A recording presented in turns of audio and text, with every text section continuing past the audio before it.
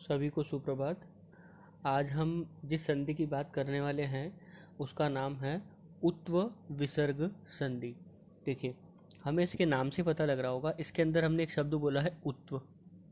उत्व माने ऊ, यानी कि वो संधि जिसमें ऊ वाला कार्य होता हो। ऊ हम सभी को पता है एक स्वर है। ऊ क्या है? एक स्वर है। देखिएगा, हमारे सिलेबस के अकॉर्डिंग विसर्ग संधि में से हमें जो कक्षा 9वीं के लिए टॉपिक मिला है वो है उत्व संधि। उत्व संधि के दो हिस्से होते हैं। आज हम पार्ट 1 करने वाले हैं उत्व संधि का।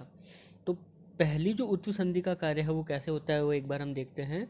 तो अगर हमें ऐसी स्थिति देखने को मिले कि अह प्लस ये वाला अह, ऐसी स्थिति देखने को मिले, यानी कि हम इसको ऐसे भी कह सकते हैं कि हमें ए देखने को मिले, उसके आगे विसर्ग देखने को मिले और उसके आगे हमको ए देखने को मिले।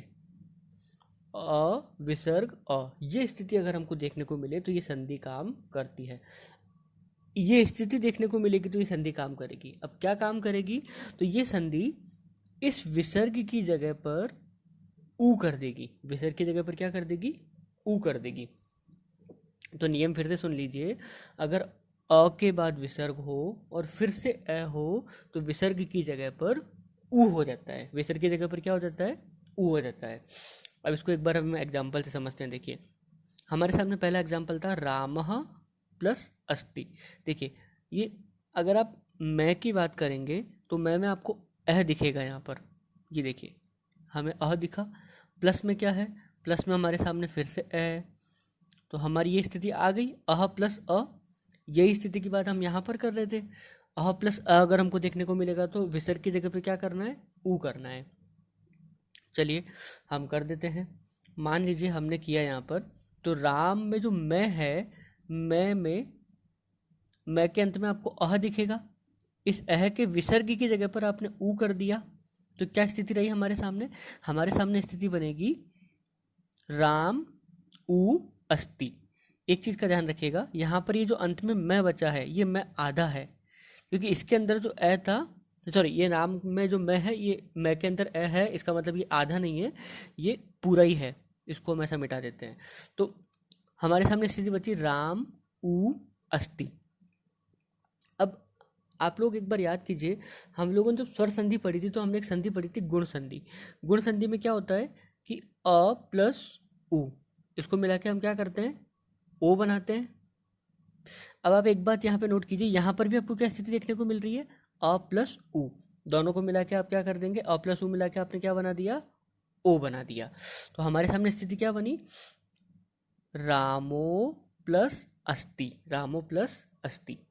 ये इतना काम करने के बाद हमको क्या करना है? जब हम ये संधि कर दें तो हमें इस रामो अस्ति को इस तरह से लिखना है, यानी कि लिखना तो वैसा ही है लेकिन इस ए की जगह पे हमको ऐसा वाला चिन्ह बनाना है। ए की जगह पे ऐसा लिख देना है इसको। कैसे? देखिए, यहाँ पर मैंने क्या लिखा है? रामो प्लस अस्ति। ये देखिए, एक एग्जाम्पल और देखते हैं हम लोग। अगला एग्जाम्पल है देवः प्लस अर्च्य। देखिए, देवः के अंत में आपको क्या दिखेगा? वह दिखेगा।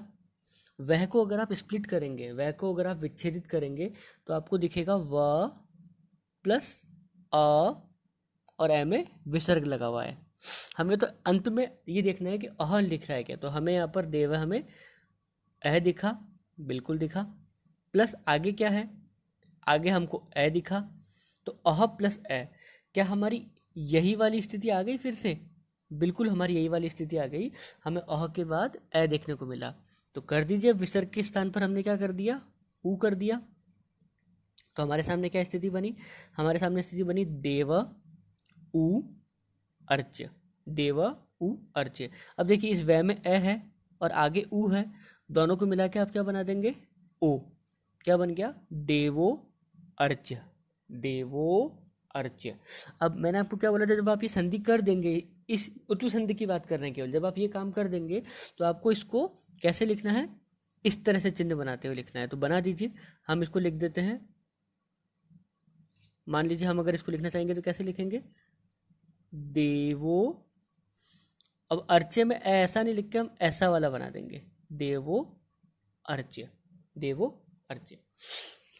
तो एक एग्जाम्पल इसका हम और देखते हैं, चलिए देखिए अगला एग्जाम्पल है कह प्लस अपि। कह प्लस अपि, कह को ध्यान से देखिए, इसके अंत में क्या दिखेगा आपको, इसके अंत में आपको अह दिखेगा, बिल्कुल इसके अंत में आपको अह दिखा, उसके आगे आपको अपी का ए दिखा, अह प्लस ए, यही वाली स्थिति आ गई हमारे लिए। विसर्ग को बना दीजिए ऊ को ए में जोड़ दीजिए, अ प्लस ऊ क्या बनता है हमारे सामने, ए प्लस ऊ बनता है हमारे सामने ओ, ए प्लस ऊ को ओ बना दिया आपने, तो बन गया को अपी।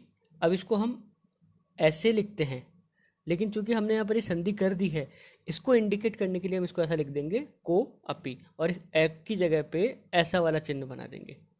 तो इस संधि का नाम था उत्व विसर्ग संधि या उत्व संधि।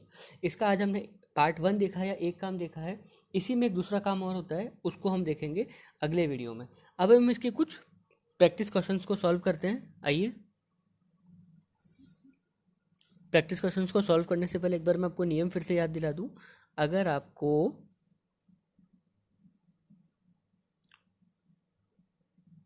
अह प्लस अ ऐसी स्थिति देखने को मिले, तो इस विसर्ग के स्थान पे ऊ कर देना है। विसर्ग के स्थान पे क्या कर देना है, ऊ कर देना है। अब देखते हैं ये स्थिति हमको कहाँ कहाँ देखने के लिए मिलती है। देखिए हमारा पहला एग्जाम्पल है राघव प्लस अवज्ञा। देखिए वह में आपको ए दिखेगा प्लस अ प्लस ए की स्थिति आपको देखने को मिली, तो कर दीजिए। यहाँ पर क्या करने वाले हैं हम कर देंगे विसर्ग के स्थान पर ऊ, बना दीजिए राघव प्लस ऊ प्लस अवज्ञा, वही गुण संधि कर दीजिए राघवो अवज्ञा। और ए को कैसा लिखना है हमें, तो ए को हमें हमेशा ऐसा लिखना है। इसी तरह के कुछ एग्जाम्पल है माधव प्लस अवसर, देव प्लस अत्र, बाल प्लस अपूर्ण। ये 4 एग्जाम्पल हैं हमारे उत्व संधि के। और इसके बाद के जो एग्जाम्पल्स हैं, ये हमने जो पहले संधियाँ करी थी उनके अंतर्गत आए हुए एग्जाम्पल्स हैं। इसमें एक चीज़ का ध्यान रखना है, ये वाला जो एग्जाम्पल है इसमें मैं में ये लाइन नहीं है, इस मैं को हमको पूरा ही पढ़ना है। तो इस तरह से हमने आज देखी उत्व विसर्ग संधि। इसका आज हमने पार्ट 1 किया है, पार्ट 2 देखेंगे हम अगले वीडियो में। धन्यवाद।